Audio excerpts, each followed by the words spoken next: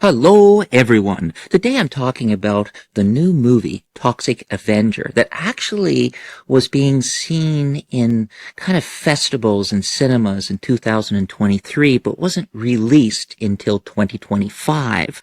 And it's the type of movie that's crazy, insane, gory. Let me just give you a brief history of the Toxic Avenger. Trauma Entertainment came out. And when they came out, they did a whole bunch of low-budget movies. Lloyd Kaufman and a friend of his that I can't remember the friend's name, but I'll put it at the back of me as I normally do when I can't remember something. These two came up with Trauma Entertainment.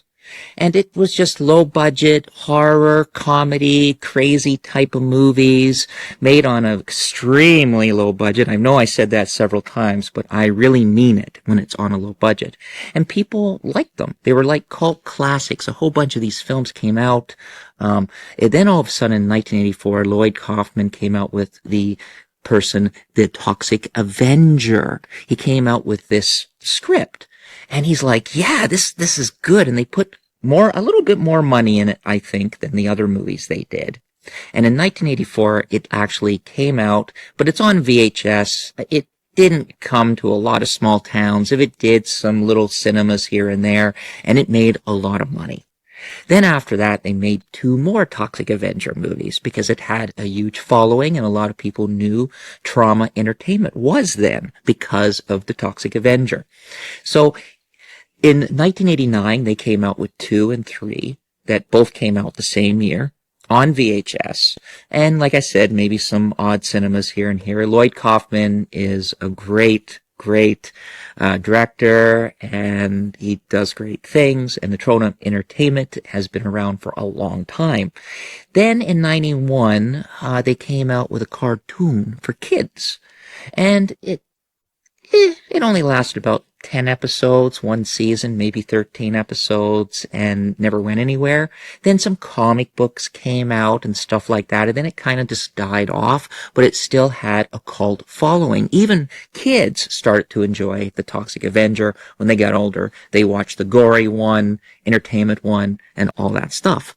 Now, they wanted to do a movie. They had talks about doing a reboot in 2011, and then they had a director line up, and then he went to do a Terminator Genisys movie. And then this other director came in. He wrote the script. He wanted to direct it. Never seen this writer and director before, and he did an amazing job with the reboot. And then the movie came out in 2023, sort of. Finally, it's in theaters in 2025, and it is worth it. It has Kevin Bacon as the bad guy. And it has Peter Dinklage, if I'm saying his last name correctly. He's the same guy now that's the villain in Dexter Resurrection. And he was also in Games of Thrones and some other amazing movies. He's a great actor. I'm glad they picked him to play the Toxic Avenger. I am glad that Kevin Bacon is the villain because he was really good in this too. And there's also some other actors that I'm just not going to name. Now, the original 1984 one, for some reason, I like the reboot better. Like right now, the reboot is getting 84% Rotten Tomatoes, a 6.8, I believe, on IMDb. And it's good. It's entertaining, fast, quick, and very entertaining. And I thought it would be very flashy and give me a migraine and my friend wouldn't be able to watch it. But no, it actually is a really good, entertaining movie that should be seen in the theater, and I was lucky enough to see it all by myself. I couldn't believe it. I was the only one in the theater on Labor Day, and I really had a blast. It was just a blast. Now, I personally think it would have been even better in 3D. Oh, the gore, the violence, the action, it was all really, really well done. Now, the original one had a nerd.